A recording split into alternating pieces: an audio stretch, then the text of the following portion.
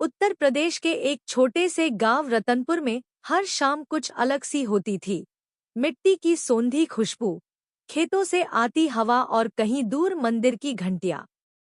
इसी गांव में रहती थी सविता भाभी, गोरी, लंबी, आंखों में काजल का गहरा निशान और होठों पर हल्की सी मुस्कान। उनकी शादी गांव के सबसे मेहनती किसान मोहन से हुई थी, लेकिन मोहन अक्सर बाहर शहर में मजदूरी करने चला जाता था। गांव में सविता भाभी की इज्जत बहुत थी।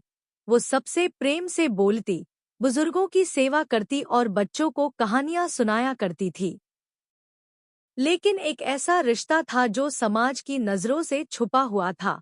वो रिश्ता था राजू से, जो मोहन का छोटा भाई था। राजू अभी कॉलेज में पढ़ता था और छुट्टियों में गांव आता। राजू की नजरें भाभी की मासूमियत में कहीं गुम हो जाती थी। भाभी जब आंगन में फूलों को पानी देती, तो राजू खिड़की से चुपचाप उन्हें देखता रहता। सविता भाभी को भी अब राजू की मौजूदगी महसूस होने लगी थी। उसका खामोश ध्यान, उसका मदद करना, उसका नाम लेकर धीरे से मुस्कुराना। एक शाम जब बिजली चली गई, आंगन में चांदनी फैली हुई थी। भाभी तुलसी के पास दिया जला रही थी। राजू ने आकर धीरे से कहा, भाभी, आज चांदनी बहुत खूबसूरत लग रही है। ठीक आपकी तरह।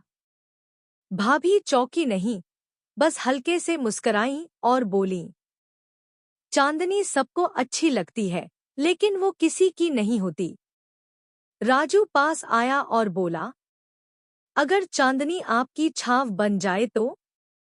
सविता भाभी की आंखों में कुछ पल को चमक आई, फिर धीरे से बोली, राजू, ये गांव है, यहाँ रिश्तों की परछाइयां भी सवाल बन जाती हैं। राजू ने उसका हाथ थामा, मैं जवाब बनकर खड़ा रहूंगा, बस आप हाँ कह दीजिए।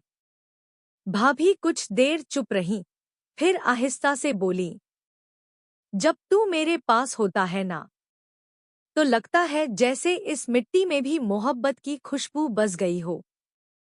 उस रात पहली बार चांदनी में दो परछाइयां एक दूजे में गुम हो गईं, बिना शोर, बिना किसी वादा किए, सिर्फ एहसास के नाम पर।